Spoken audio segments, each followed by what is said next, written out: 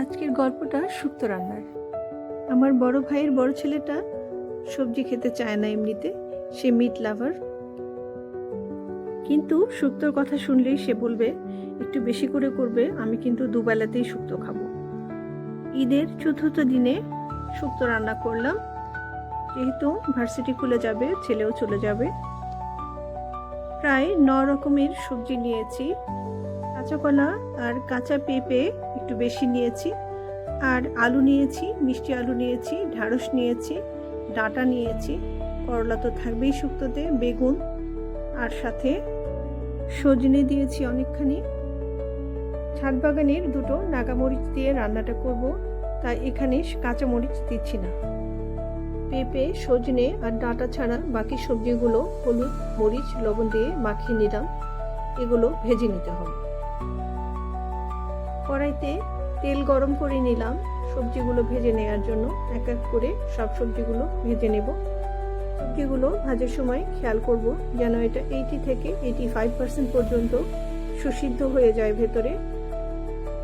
করলাটা প্রায় 95%ই ভেজে ফেলবো, যেন করলা দেওয়ার পর রান্নাটা খুব বেশিক্ষণ করতে না হয়। করলা দেওয়ার পর অনেক সবজি কিন্তু শক্ত হয়ে যায় একটু, তেতো অ্যাড হওয়ার কারণে। আমার আজকে সবজির পরিমাণ বেশি বলে ভাজতে একটু বেশি সময় লাগছে। আসলে শুক্তো রান্না কিন্তু খুবই সহজ।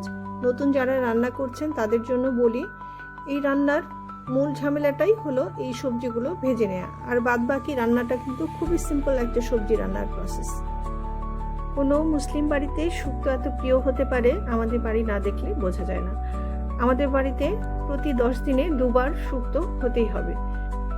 মাসকলাইয়ের ডালের বড়ি ভেজে নিচ্ছি, প্রায় 15-20টির মতো বড়ি আছে। বড়ি সবার পছন্দ, সবার পাতে বড়ি পড়তে হবে, তাই বড়ি বেশি দেওয়া। আর ফোড়ন খুবই সিম্পল শুক্তোর ফোড়ন, তেজপাতা, শুকনো মরিচ কটা আর একটু 5 ফোড়ন। এখানে সবজির পরিমাণ অনুযায়ী ফোড়নের পরিমাণটা নির্ভর করবে। প্রথমে কাঁচা সবজি পেঁপে, সজনে, ডাঁটা এগুলো দিয়ে একটু কষিয়ে কষিয়ে রান্না করতে হবে। শুক্তো রান্নায় এমনি মশলার পরিমাণ কিন্তু খুবই কম। আদা বাটা আর জিরে বাটা দিচ্ছি, আর হলুদ, লবণ গুঁড়ো, চিনি শেষের দিকে, আর ঘিটা কিন্তু মাস্ট বি। সব মশলাগুলো দিয়ে সবজিটা কষিয়ে নিব 1/2 কাপ পানি দিয়ে। মাঝে মাঝে ঢাকনা খুলে নেড়ে চেড়ে দিতে হবে।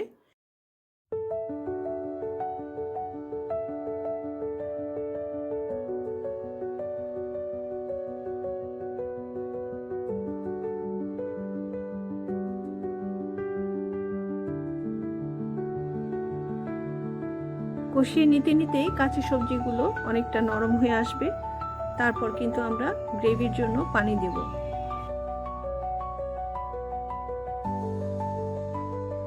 নাগামরিচ দিয়ে রান্নাটা করছি বলে শুরুতে একটা নাগামরিচ দিয়ে দিলাম, আর শেষের দিকে আরেকটা নাগামরিচ দিব। গ্রিন চিলি আর দেব না, দিলে ঝালটা বেশি হয়ে যাবে। শুক্তোয় অনেক ঝাল দরকার নাই।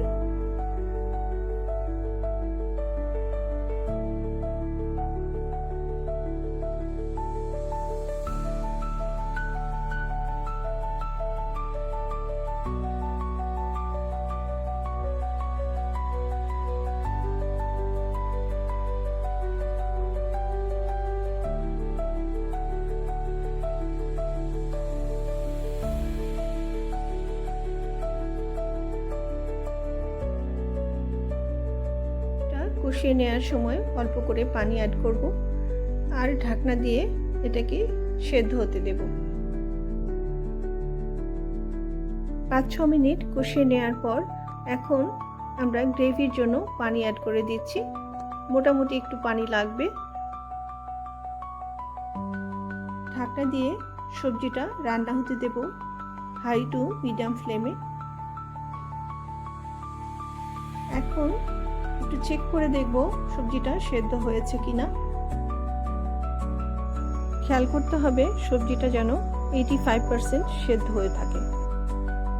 এই পর্যায়ে ভেজে রাখা সবজিগুলো এক এক করে অ্যাড করতে থাকবো। বড় করে কাটা সবজিগুলো বা একটু মোটা সবজিগুলো আগে দেব, তারপর নরম সবজিগুলো পরের দিকে দিব।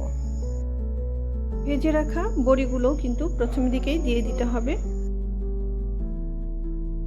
তারপর ঢাকনা দিয়ে বেশ কিছুক্ষণ আমরা রান্না করে নেব, যাতে বড়িটাও একটু সেদ্ধ হয়ে যায়, সবজিগুলো এটার সাথে একসাথে খুব ভালোভাবে ব্লেন্ডেড হয়ে যায়। এই পর্যায়ে দিয়ে দিচ্ছি লিকুইড দুধ। এই দুধটা ঘন জাল দিয়ে রাখা, তাই আমি 1.5 কাপ দিলাম। দুধটা পাতলা হলে আমি 2 কাপ দুধ বা 2.5 কাপ দুধ দিতাম। দুধের পরিমাণ নির্ভর করবে আমি কতটা সবজি রান্না করছি তার উপর।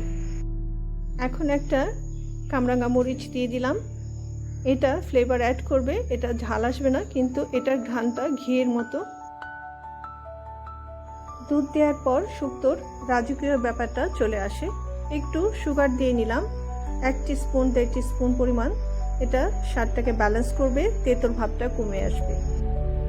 এখন পুরোপুরি একটা রাজকীয় ব্যাপার চলে আসলো ঘি অ্যাড করার পর।